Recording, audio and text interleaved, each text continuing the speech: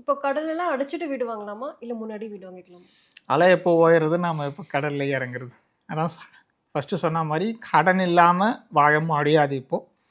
Okay, அந்த அளவுக்கு middle class அந்த அளவுக்கு பணத்தோடு வாழலை.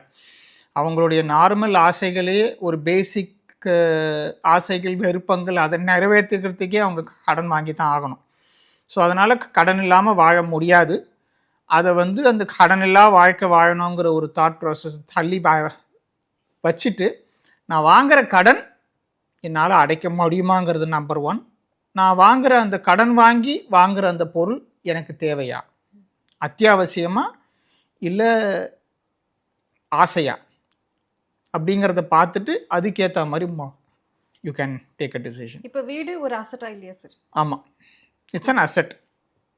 Okay, it's an asset when it comes to sentiments.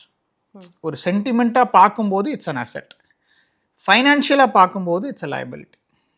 Okay, so அதனால் இது ஏன் இது சொல்கிறேன் அப்படின்னு சொன்னால், இப்போது எனக்குன்னு ஒரு வீடு வேணும், நான் என் சொந்த வீட்டில் இருக்கேன், என்னால் ஒரு வீடு அஃபோர்ட் பண்ண முடியுது அப்படிங்கிற ஒரு தாட் ப்ராசஸே உங்களுக்கு லைஃப்பில் நிறைய மோட்டிவேஷன் தரும்.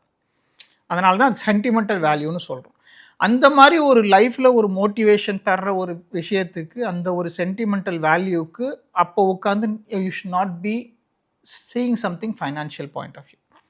அப்போ அதை வச்சு உட்காந்து பார்த்துட்டு இருக்கக்கூடாது. இது சென்டிமெண்ட்டா, ஓகே எனக்குன்னு ஒரு வீடு இருக்கா, நான் அதை வாங்கணும்னு நினைக்கிறேன்னா ஓகே நான் அதை வாங்கிடுறேன். பட் ஒரு வீடை வாங்கிட்டு சரி இன்னொரு வீடு நான் வாங்கி வாடகைக்கு விட்டு அதை சம்பாதிக்க போகிறேன் அப்படின்னு சொன்னால் இட்ஸ் தி ஒர்ஸ்ட் டிசிஷன். அப்போ it's not an asset, it will be a liability.